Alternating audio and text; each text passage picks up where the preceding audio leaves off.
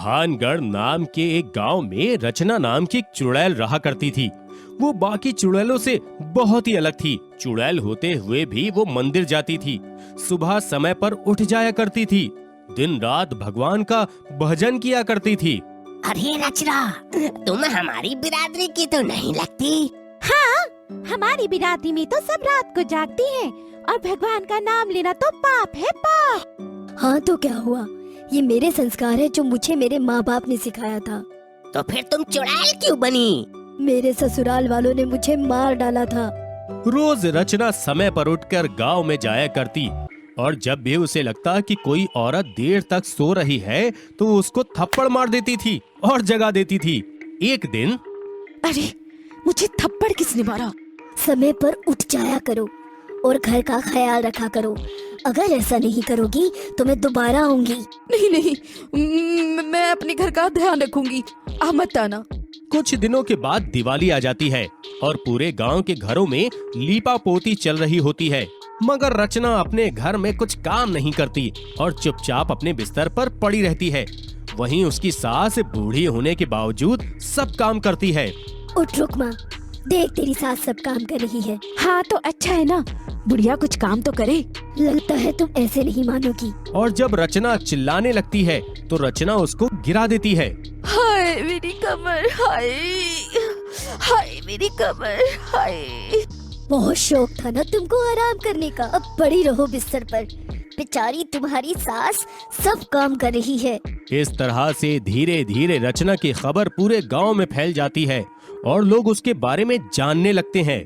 अरे कीर्ति बहन, तुमको पता है उस संस्कारी चुड़ैल के बारे में? हाँ सुना है बहन, मुझे तो उससे डर लगता है। नहीं नहीं, उससे डरो मत, वो बुरी नहीं है, मगर कोई तो कारण होगा ना, वो ये सब करती है। हाँ वो तो है बहन, एक काम करते हैं, हम छोटू राम बाबा के पास जाते हैं, शायद उनको पता हो उसके बारे में। और दोनों छू मंतर बाबा के पास जाते हैं। आओ बेटी, कैसी हो? बाबा, इस गांव में एक चुड़ैल ने कब्जा किया हुआ है। हाँ बाबा, हम उसको समझ नहीं पा रहे, वो स्वभाव की बुरी नहीं है। रुको, मैं उसके बारे में पता करता हूँ। छू मंतर बाबा हवन कुंड में आहुति देते हैं और कुछ मंत्र पढ़ते हैं और थोड़ी ही देर में अपनी आंखें खोल देते हैं और कहते हैं, अरे ये चुड़ैल दिल की बुरी नहीं है। दिल की बुरी नहीं है तो फिर उसकी आत्मा क्यों भटक रही है? मुझे उस चुड़ैल से मिलना होगा। और छू मंतर बाबा हवन करने लगते हैं और वहाँ पर रचना आ जाती है और रचना कहती है, क्यों बुलाया मुझे यहाँ? सब काम छोड़कर आई हूँ, तुलसी में पानी भी डालना था मुझे। क्यों कर रही हो तुम ये सब? चली जाओ, तुम्हारी जिंदगी खत्म हो गई। नहीं, मेरे पति मुझे लेने आएंगे। पति लेने आएगा मतलब? दरअसल मैं बहुत ही बुरे स्वभाव की थी। दिन भर घर में कलह कलेश रखती थी और कोई काम नहीं करती थी। अच्छी गृहिणी होने का कोई भी संस्कार नहीं था मेरे पास। उसके बाद मेरे पति ने मुझे घर से निकाल दिया और मेरे पीहर वालों ने भी रखने से मना कर दिया। और फिर मैंने जंगल के एक पेड़ से लटक कर फांसी खा ली। अच्छा, तो तुम इसलिए चुड़ैल बन गई, मगर तुम सबको मारती क्यों हो? मैं सिर्फ उन औरतों को मारती हूँ जो असंस्कारी होती हैं। मगर बहन, तुम अब चली जाओ। मैं क्या करूँ, मुझे मुक्ति नहीं मिल पा रही। उस दिन से छू मंतर बाबा चुड़ैल को मुक्त करने के तरीके ढूंढने लगते हैं, मगर उनको समझ में आ जाता है कि जब तक वो अपने ससुराल वापस एक बार ना चली जाए उसको मुक्ति नहीं मिलेगी। थोड़े दिनों बाद छू मंतर बाबा रचना के ससुराल वालों से बात करते हैं। देखिए, आपकी पत्नी ने आत्महत्या की थी और अब उसको मुक्ति नहीं मिल रही है, तो बाबा अब हम क्या करें? अगले महीने शिवरात्रि आने वाली है, बस उसे एक दिन के लिए उसे फिर से अपने घर की पत्नी के रूप में स्वीकार कर लो और उसको संस्कारी बहू का खिताब दिला दो। मगर मेरी माँ डर जाएगी, उसे मैं कैसे मनाऊं?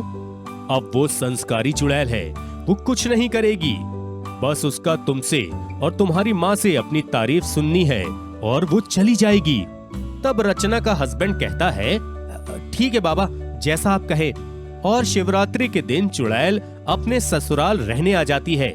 वो सुबह समय पर उठती है, घर का सारा काम करती है और खाना भी समय पर बनाती है।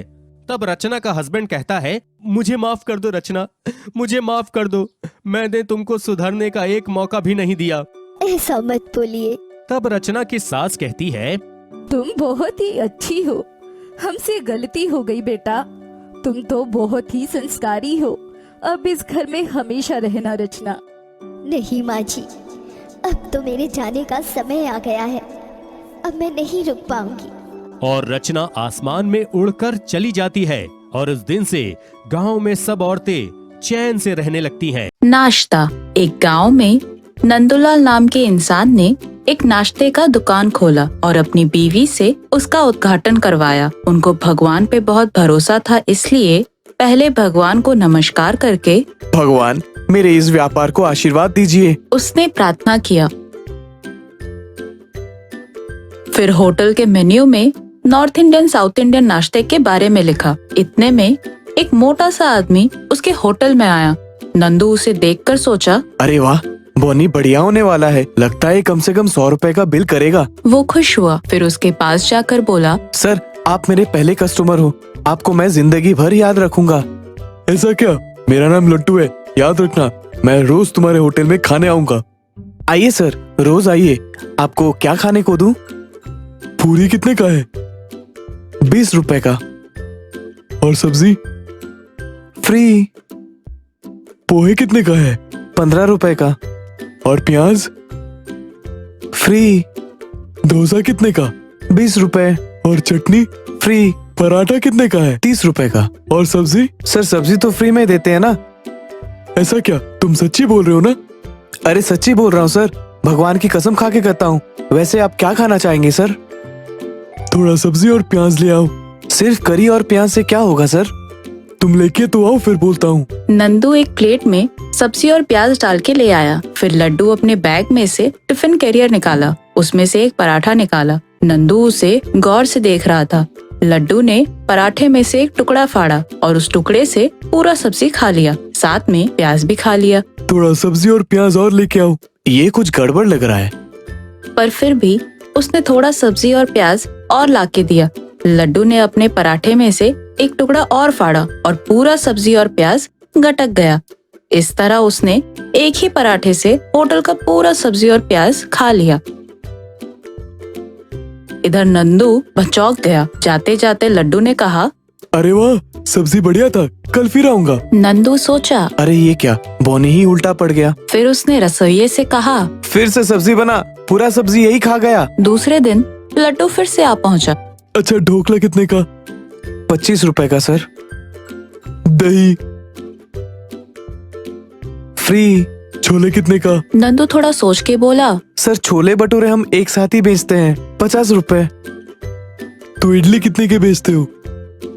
20 रुपए का सर। और सांबर?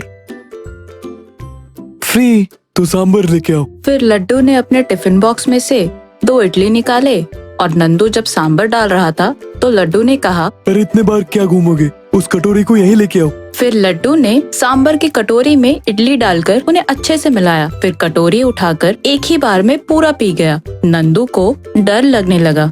हर रोज लड्डू अपने घर में से कभी पूरी कभी पराठा ले आता और होटल में रखा सब्जी दही वगैरह पूरा गटक जाता। एक दिन नंदू ने लड्डू को बिल दिया। अरे बिल किस बात का? तुम्हारे होटल में जो फ्री में देते हो मैं तो वही खाता हूँ। सर ये तो अन्याय है, आप अगर पराठे या पूरी वगैरह लोगे तो उसके साथ बाकी सब फ्री में आएगा, सिर्फ सांबर चटनी और करी फ्री में मैं कैसे दूं? जब पहली बार आया था तुमने ये सब तो नहीं बताया, सब्जी चटनी सब फ्री फ्री कहकर भगवान का कसम भी तो खाया था। मैंने कभी तुम्हारे यहाँ पराठा या पूरी लिया है? अब तुम बात बदल रहे हो, देख लो। नंदू कोई जवाब नहीं दे पाया, वो चुप हो गया। पर होटल पर आने वाले बाकी कस्टमर्स को पूरी मिलता सब्जी नहीं मिलता, इडली मिलता सांबर नहीं मिलता, वो लौट जाते। एक दिन नंदू मुंह लटकाए बैठा था तो सर्वर बंटी ने कहा, ये क्या कर रहे हो मालिक? भगवान पे आपके भक्ति को ढाल बनाकर वो आपको ठग रहा है। वो सिर्फ नाश्ता खाने नहीं आ रहा है, तीनों वक्त के लिए हमारे यहाँ पेट भर के सब्जियाँ खाकर जा रहा है। वो उसको सबक सिखाने के लिए मेरे पास एक तरीका है मालिक। मेरी बात मानोगे ना, आपकी कसम टूटेगी, ना इस होटल पर वो फिर से आएगा। दूसरे दिन लड्डू आके बोला, रसगुल्ला का रस फ्री बोला था ना, ले आओ। साथ साथ चटनी सांभर, पूरी की सब्जी, साथ में पेट में थोड़ा सा गड़बड़ है तो एक बड़ी सी कटोरी में गाढ़ा दही लेके आना। अंदर रसोई में बंटी ने सांबर में अरंडी का तेल मिला दिया, पूरी की सब्जी में बेकिंग सोडा डाल दिया, दही में आइसक्रीम मिला दिया। फिर नंदू ने इन सारी चीजों को लड्डू को परोस दिया।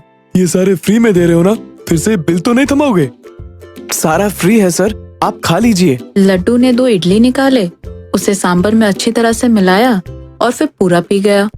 टिफिन बॉक्स पे से एक छोटा सा पूरी निकाला, उसे सब्जी की कटोरी में डाली और फिर पूरा सब्जी और पूरी खा गया। फिर पूरा दही भी खा गया।